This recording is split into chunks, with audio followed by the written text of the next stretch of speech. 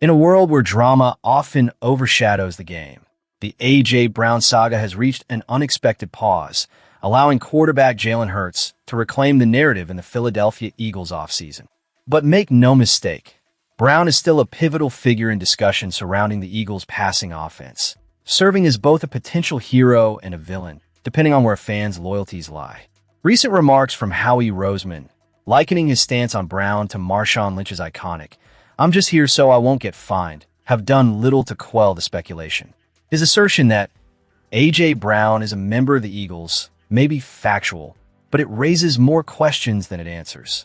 With the NFL draft looming, it feels like we are trapped in a waiting game that won't resolve until after June 1st, when cap space, trades, and roster movements could finally clarify Brown's future.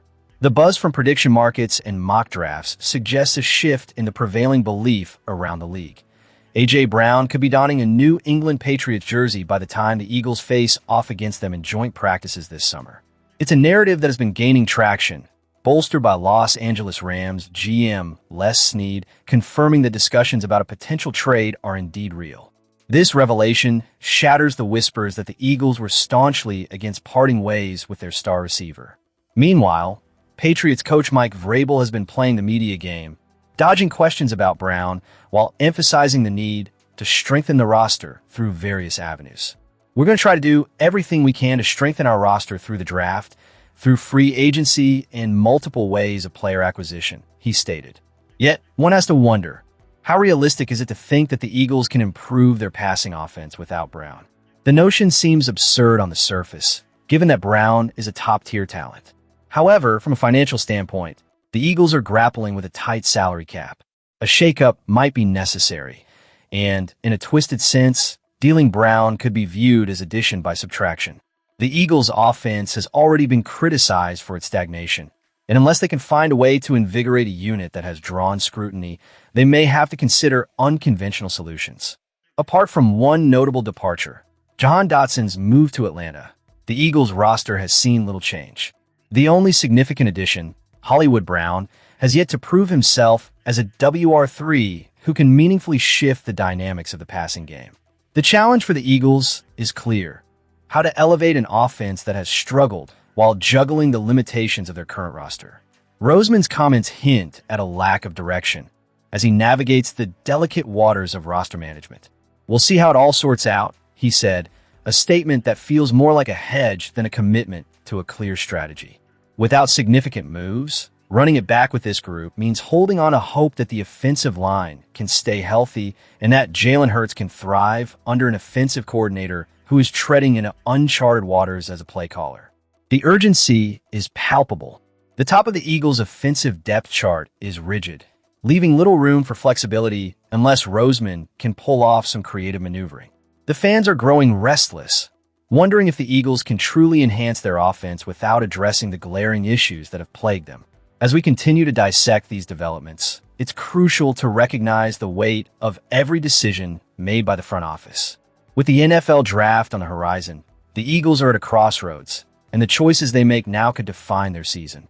Transitioning to the next topic, we must consider how these elements play into the larger narrative of the Eagles' offseason strategy and what it could mean for their future.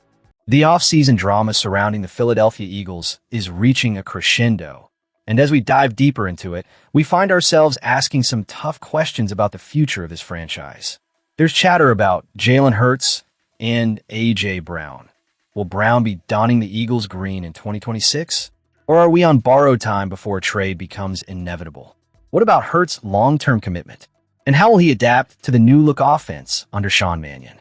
These discussions are swirling around a team that has undeniably been a powerhouse in the NFL. Let's not lose sight of that as we dissect the Eagles' current state. This is a team that boasts 5 consecutive playoff appearances and 2 Super Bowl runs in just 4 years, with a staggering 59-26 record over that span. That .69 4-win percentage, it's only second to the Buffalo Bills. So yes, while there are questions, there's also a lot to be optimistic about. Let's pivot to the positives as we analyze the Eagles heading into the 2026 offseason. This roster is still brimming with talent, and one of its standout features is the pass defense. Over the past 2 seasons, The Eagles have allowed a mere 182.0 passing yards per game, the fewest in the NFL.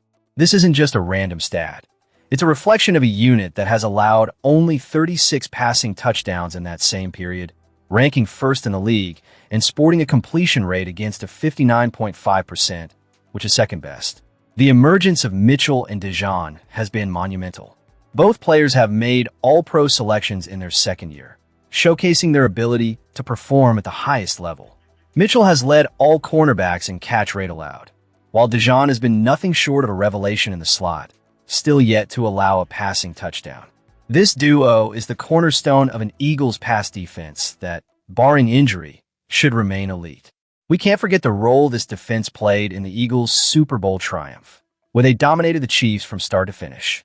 Even in 2025, this defensive unit was formidable, ranking 5th in points per game at 19.1 and 7th in points allowed per possession.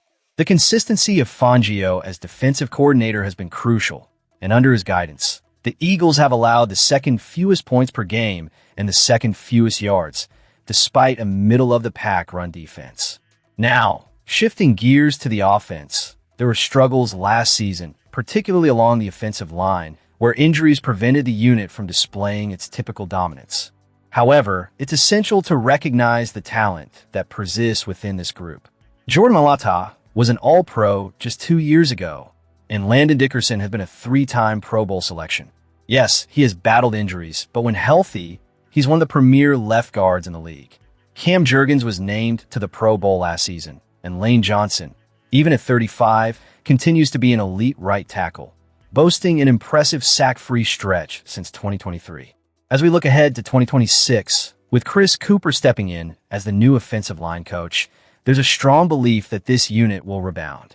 This is still one of the best offensive lines in football when healthy, and the potential for a resurgence is palpable.